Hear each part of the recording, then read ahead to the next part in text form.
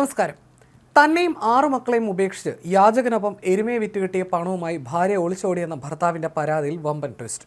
താൻ ആരുടെ ഒപ്പം ഒളിച്ചോടിയതല്ലെന്നും വീട് വിട്ടിറങ്ങിയത് ഭർത്താവിന്റെ പീഡനം സഹിക്കാനാവാതെയാണെന്നും യുവതി പോലീസ് സ്റ്റേഷനിൽ നേരിട്ടെത്തി വെളിപ്പെടുത്തി.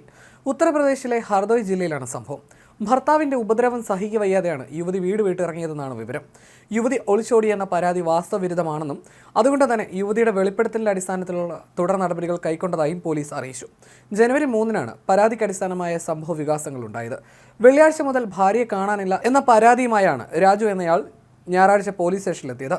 തന്റെ ഭാര്യ രാജേശ്വരി പരിസര പ്രദേശത്ത് ഭിക്ഷയാചിക്കാൻ എത്തിയിരുന്ന നൻഹെ പണ്ഡിറ്റ് എന്നയാളോടൊപ്പം ഒളിച്ചോടിയെന്നാണ് രാജു പരാതി നൽകിയത്.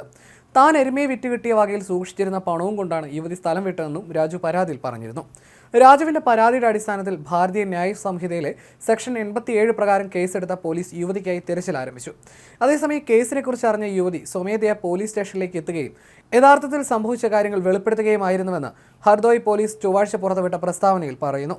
ഭർത്താവ് രാജു തന്നെ സ്ഥിരമായി മർദ്ദിക്കുകയും പീഡിപ്പിക്കുകയും ചെയ്യാറുണ്ടായിരുന്നതായി രാജേശ്വരി പോലീസിനോട് പറഞ്ഞു. തീരെ സഹിക്കാൻ കഴിയാത്ത സ്ഥിതി വന്നതോടെയാണ് യുവതി ഭർത്താവിന്റെ അടുക്കൽ നിന്ന് ഓടി രക്ഷപ്പെട്ടത്. ഫറൂഖാബാദിലുള്ള ബന്ധുവിന്റെ വീട്ടിലേക്കാണ് യുവതി പോയത്. പോലീസിന്റെ അന്വേഷണത്തിൽ യുവതി പറഞ്ഞ കാര്യങ്ങൾ ശരിയാണെന്ന് തെളിഞ്ഞിട്ടുണ്ട്. ഇതിന്റെ അടിസ്ഥാനത്തിൽ അവർ ഒളിച്ചോടി എന്നത് തെറ്റാണെന്നും യുവതി പറഞ്ഞ കാര്യങ്ങളിൽ കൂടുതൽ അന്വേഷണം നടത്തി ഗാർഹിക പീഡനം ഉൾപ്പെടെയുള്ള വകുപ്പുകൾ ചുമത്തി കേസിൽ ആവശ്യമായ നടപടി കൈക്കൊള്ളുമെന്നും പോലീസിന്റെ പ്രസ്താവനയിൽ പറയുന്നു.